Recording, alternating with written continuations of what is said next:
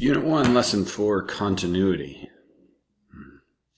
So by the end of this, or just word of warning or something like that, we're going to be able to use the formal definition of continuity.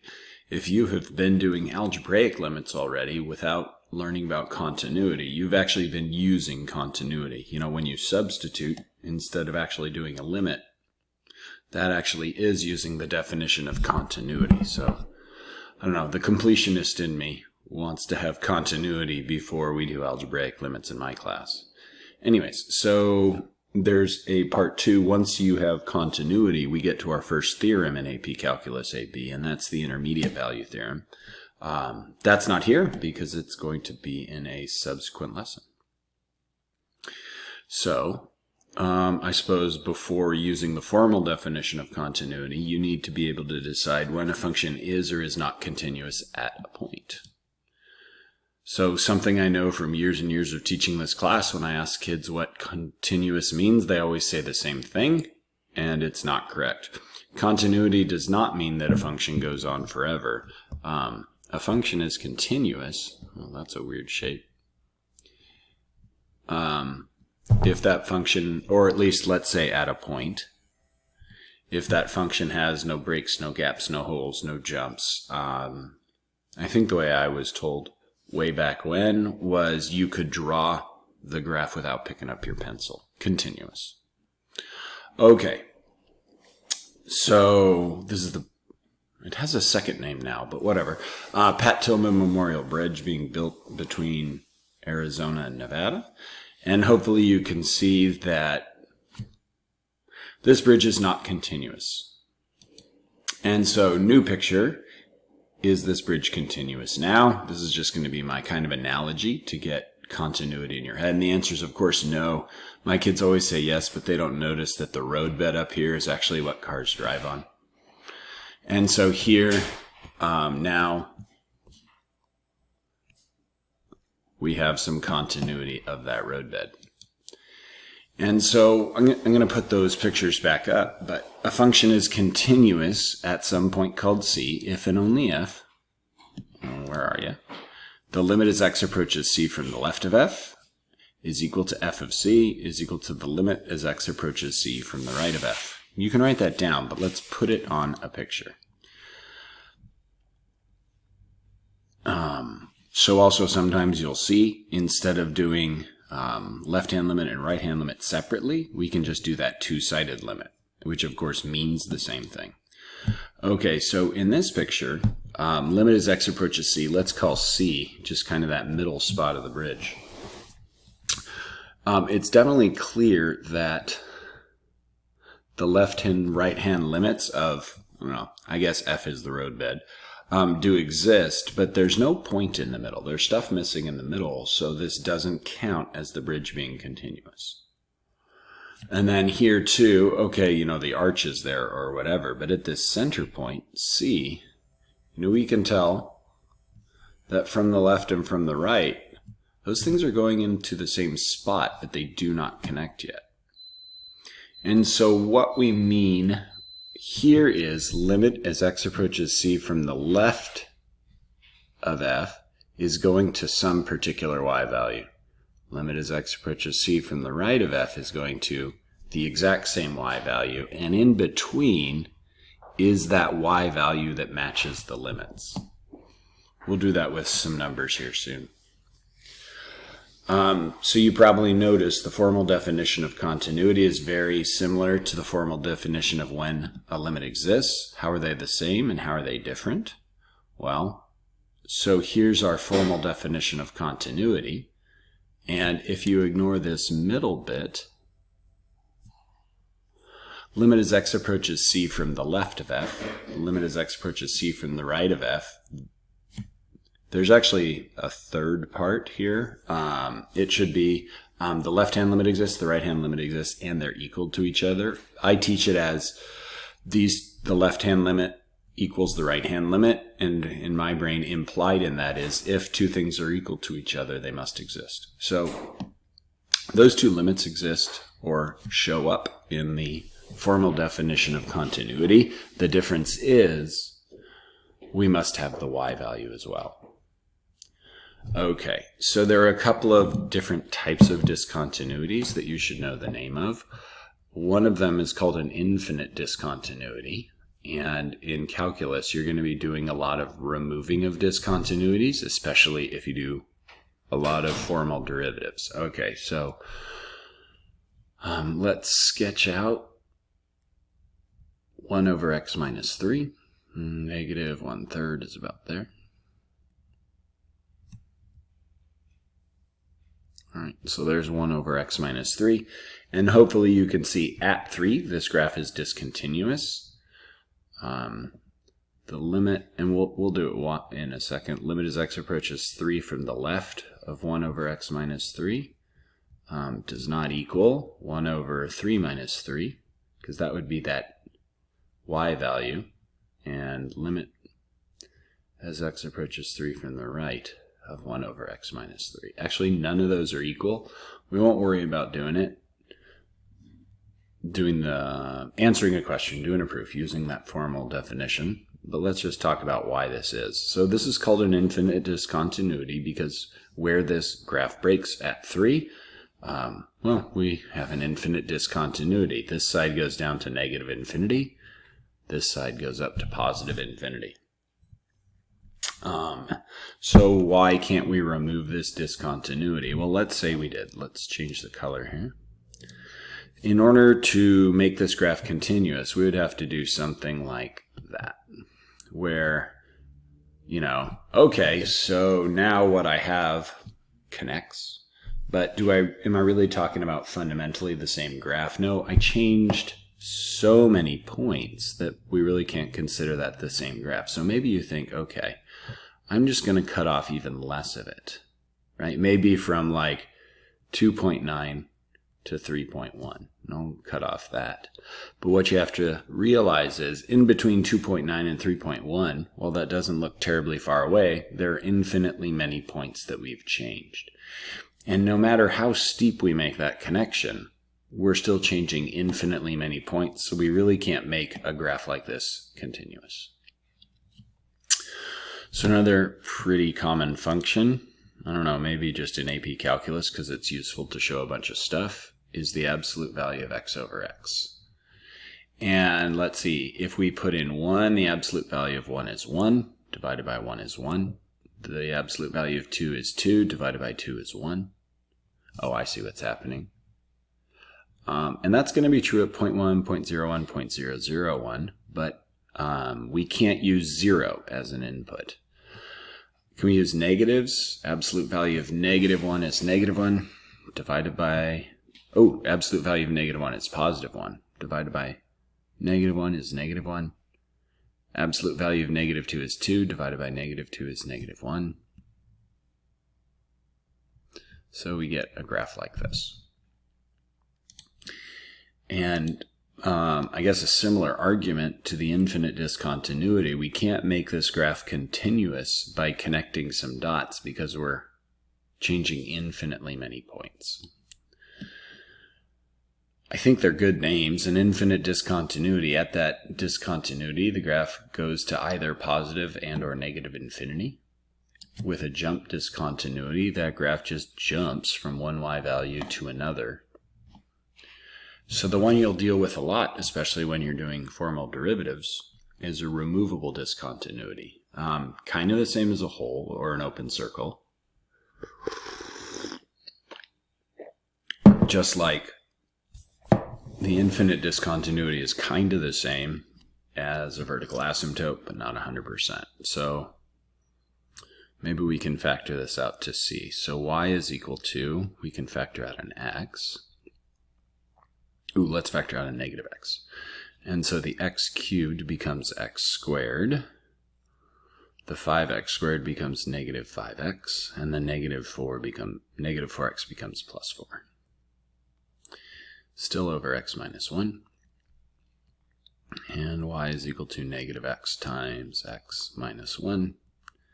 X minus 5 over x minus 1. Okay, so huge warning. Don't divide out factors like this. I mean, we're going to. That's actually kind of what we're doing when we're removing a discontinuity, but not quite.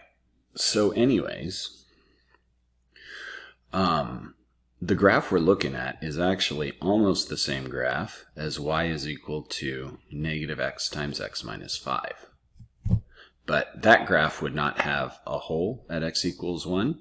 That graph would be filled in.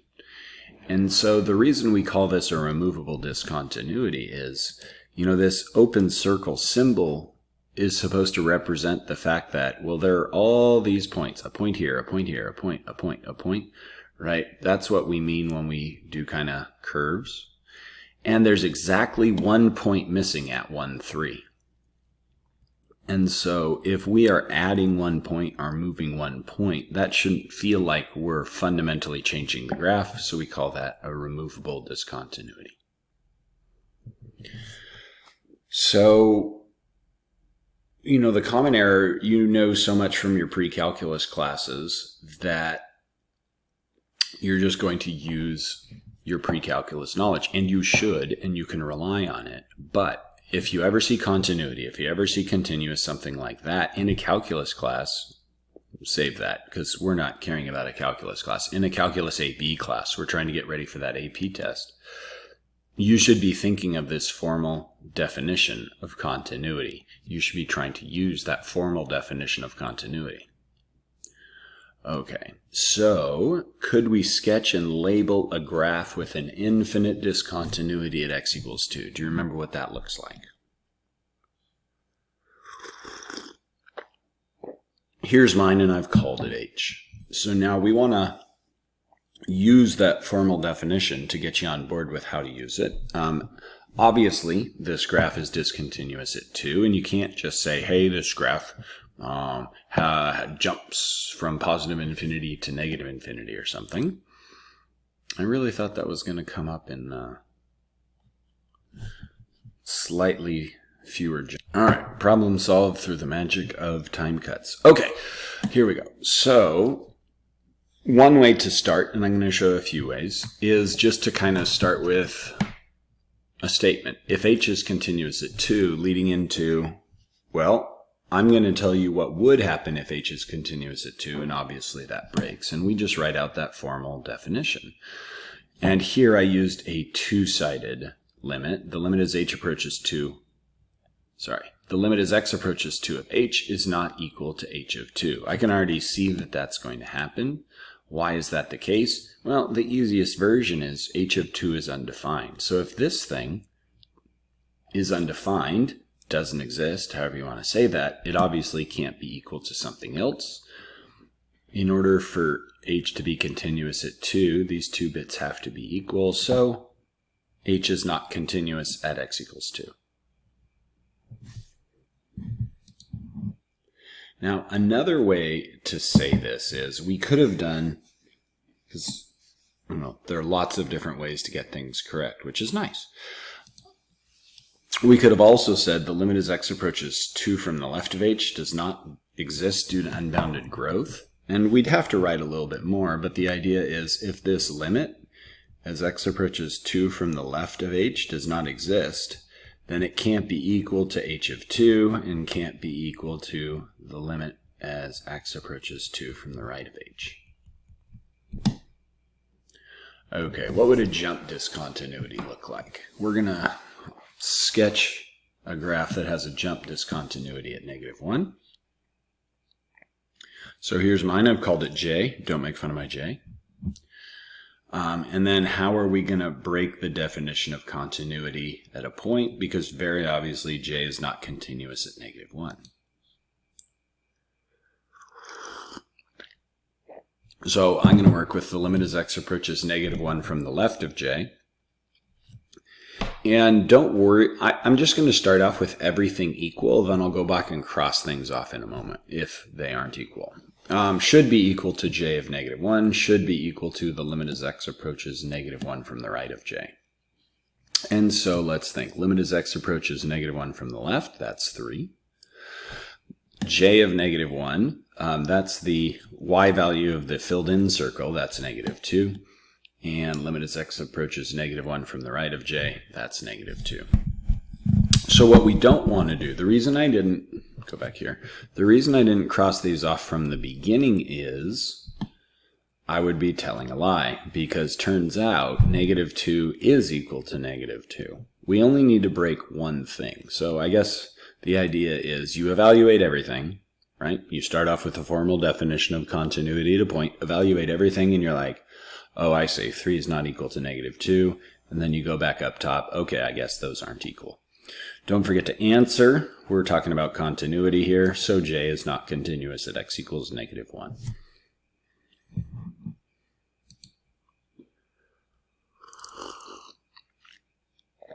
So we need a graph with a removable discontinuity at 3. That's a hole. And just for fun, because it'll happen, I gave our graph a y value that is not what it's supposed to have. Meaning, I don't know, in the future, you can redefine this to fill in the hole, even if that graph has a y value somewhere else. Okay, anyways, so how are we going to start off here? Apparently we're going to do everything all at once.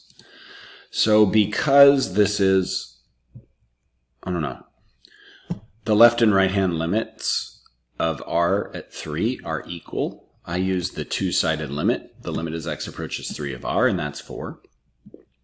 And that's clearly not equal to r of 3, because r of 3 is that y value of 1. And so because those two pieces are not equal, r is not continuous at 3. So hopefully you're getting the hang of that part of continuity. Well, if you do have the idea, maybe you can write down the formal definition of continuity at a point without looking back. There are two versions. A function is continuous at x equals c if and only if limit as x approaches c from the left of f is equal to limit as x approaches c from the right of f, and I'm imagining a bridge here, right, is equal to that y value in the center. Okay? Or the alternative version, right, that's the left and right hand limits not only are equal, exist, are equal, right? So we have this two-sided limit as x approaches c, and that's equal to that y value f of c.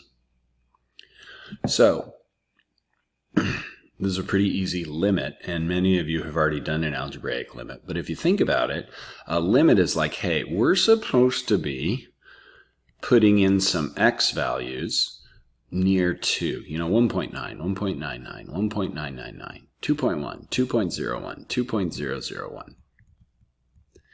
And we're supposed to be putting those into x cubed and seeing if the y values of x cubed go somewhere. But we don't really need to. Number one, because we can imagine 1.9 cubed is a little less than 8, or a little less than 2 cubed, and 1.99 cubed is a little less than 2 cubed. But we can use this new definition of continuity to make limits easier, because you should already know that x cubed is continuous. And if you know x cubed is continuous, you don't have to prove it, right? So I'm going to start off with x cubed as a polynomial, so x cubed is continuous. Polynomials are great. Everybody can add, everybody can multiply, given enough time. Wait till you get to series in Calculus BC. And so what I've done here is I've used the definition of continuity. On the left, this is basically what we had as a definition. Limit as x approaches c of f is equal to f of c. I'm saying, hey, I know I'm supposed to be doing the limit as x approaches 2 of x cubed, but I know x cubed is continuous, so I'll use the definition of continuity and avoid doing that limit, right? I can substitute. So if you've been doing algebraic limits through substitution, you've actually been using continuity before you understood it. I guess there's kind of an assumption there that I'm making sense and you understand things now. Okay, so same thing here. We're supposed to do the limit as x approaches 4 of sine of x. Is sine continuous? Sure it is. Now, on the last one, the reason I wrote x cubed as a polynomial is because polynomials are continuous and differentiable everywhere. We use them all the time, and I say that a lot in my class just so people remember. Think about the graph of sine. Sine is continuous, so we'll just say that. And so because sine is continuous, right? The limit as x approaches c from both sides of our function, or the limit as x approaches 4 of sine of x, is equal to sine evaluated at 4. And hopefully you realize 4 is not an easy input for sine, the way pi thirds, pi sixths, 3 pi halves is, so we just leave it as sine of 4. All right, you've actually seen this before in slightly different clothing. So how would we show, how would we prove, how would we explain f is not continuous at 0? I know on my first quiz on this subject, somebody's going to write like, well, here's the graph of 1 over x, and it has a big break right here, which is not wrong, and in a normal world that's probably good enough. But if you want to do well on the AP test, the job is to show the calculus knowledge. Okay, so maybe it does help to know what that graph looks like. So here's a pink version of 1 over x, and clearly, 1 over x is not continuous at 0. And you have a lot of ways to prove this. So I'm just going to start off with, hey, that two-sided limit as x approaches 0 of f, is not equal to f of 0. You could have used the three-part definition of continuity with those limits. As x approaches 0 from the left, x approaches 0 from the right being separated. Why is that the case? I'm just going to say f of 0 is undefined, right? This graph doesn't have a y value at 0, and the logic there is, if f of 0 is undefined, it clearly can't be equal to anything else, and so f is not continuous at 0. You could have also said, why are these not equal? Well, limit as x approaches 0 from the left or the right, doesn't matter, of f does not exist due to unbounded growth. And if one of the limits as x approaches 0, left or right, doesn't exist, that two-sided limit doesn't exist, and we're off to the races. In either case, don't forget, you need to explain your answer, so f is not continuous at 0. Okay, show that f is continuous at 2. So here, you don't have to be super completionist. You just need to break one part of the definition to show that a function is not continuous at a point. To show that a function is continuous at some place, you need all three pieces: the left-hand limit, the right-hand limit, and the y value. And so, with our little graph here, here's 1 over x, and we don't really care that 1 over x is discontinuous at 0. We're just looking at this region near 2. And so we'll start off with this three-part definition of continuity. So we need to evaluate the limit as x approaches 2 from the left of f, and that's pretty obviously 1/2. We need to evaluate the limit as x approaches 2 from the right of f, and that's obviously 1/2. And f of 2 is also 1/2. So we can just fill each of those in. And then, hey, we're done. So f is continuous at x equals 2. Now, I don't know why. Some people do this a little bit differently, and there are lots of correct ways. But some people do like, okay, so I'm going to do the limit as x approaches 2 from the left of f, and that's equal to 1/2. And then I'm going to do the limit as x approaches 2 from the right of f is equal to 1/2. And then I'm going to do f of 2 is equal to 1/2. And what you're missing is you need to say that all three pieces are equal to each other. And you can't say something ridiculous like this, because this is a nonsensical statement, or at least useless, right? 1/2 is always equal to 1/2.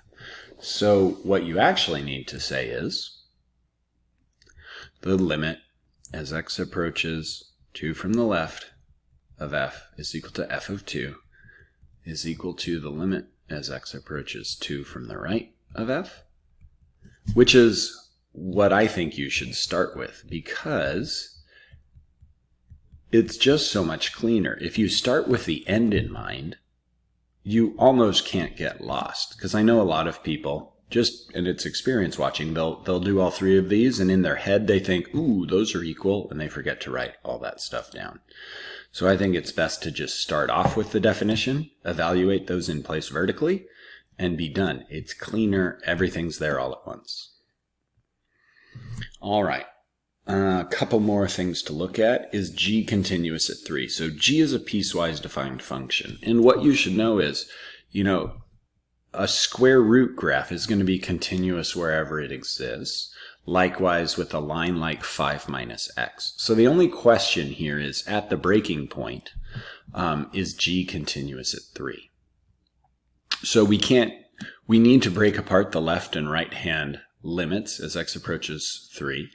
So let's start off with, if g is continuous at 3, then the limit as x approaches 3 from the left of g is going to be equal to g of 3, and is going to be equal to the limit as x approaches 3 from the right. Now, this is a nice start because I don't have to do any thinking before I write, because I'm just giving you a conditional. So instead of this version, let's do some replacements. So the limit as x approaches 3 from the left of g, well, if you use numbers like 2.9, 2.99, 2.999, those would be going into this square root part because they fulfill this x's between 0 and 3. And so we can just kind of cheat a little bit, put 3 in there, and get the square root of 3 plus 1. G of 3, right? That's this equal to part. We just put 3 into that square root. And then the limit as x approaches 3 from the right, if you were using numbers like 3.1, 3.01, and things like that, those would be between 3 and 5. So we would be getting a y value closer and closer to 5 minus 3. Okay. So to make your work look very clean, let's combine those two square roots into one visually, because then everyone knows, like, oh, obviously those two square roots combine to be the same one. And then we end up with 2 is equal to 2. And so we said from the beginning, if g is continuous at 3, then this equality, or these three things, will be equal. And we did all the algebra, and we turned out with something true, 2 equals 2. So now we say, okay, so g is continuous at x equals 3.